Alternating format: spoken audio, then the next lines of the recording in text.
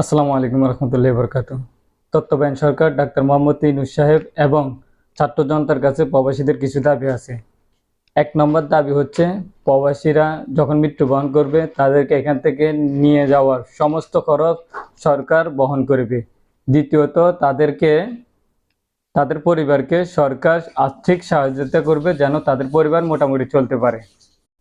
২ নম্বর দাবি হচ্ছে প্রবাসীরা আসতে যাইতে যেভাবে হয়রানির শিকার হয় এবং তাদের ব্যাগ থেকে যেভাবে কেটে ছিঁড়ে মালামাল চুরি করা হয়, এয়ারপোর্টে যেভাবে তাদেরকে হয়রানি করা হয়, ওটার দিকে সরকার নজরদারি করতে হবে।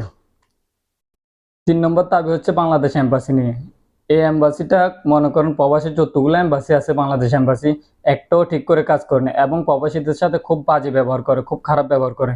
এটা নিয়ে আপনারা একটু দেখবেন। প্রতিবেশীরা যারা প্রতিবেশী আমাদের দেশ আছে, ওদের এম্বাসিগুলো যে সুন্দর করে কাজ করে এবং তাদেরকে যেভাবে গাইড করে, আমাদের বাংলাদেশের এম্বাসি এভাবে আমাদেরকে গাইড করে না এবং খুব বাজে ব্যবহার করে। শুধু ওরা বসে বসে মাসিক স্যালারিটা নিয়ে নেয়, কিন্তু কোনো কাজই করে না। এটার দিকে সরকারকে লক্ষ্য রাখতে হবে।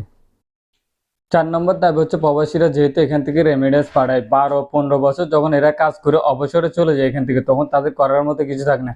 তাই ১২-১৫ বছর যারা এখান থেকে প্রবাস থেকে যাবে তাদেরকে সরকার আর্থিক সহযোগিতা করে এবং কিছু হেল্প করে দিবে, যেভাবে তারা চলতে পারে বাকি জীবনটা। জানি না এই ভিডিওটা তাদের কাছে পৌঁছে কিনা। আপনাদের প্রতি প্রবাসীদের অধিক বিশ্বাস আছে এবং এই বিশ্বাস নিয়ে দাবিটা জানাচ্ছে এবং আপনাদের প্রতি আস্থা আছে আমাদের। তাই এই দাবিগুলা সর্বদাই পূরণ করার চেষ্টা করবেন।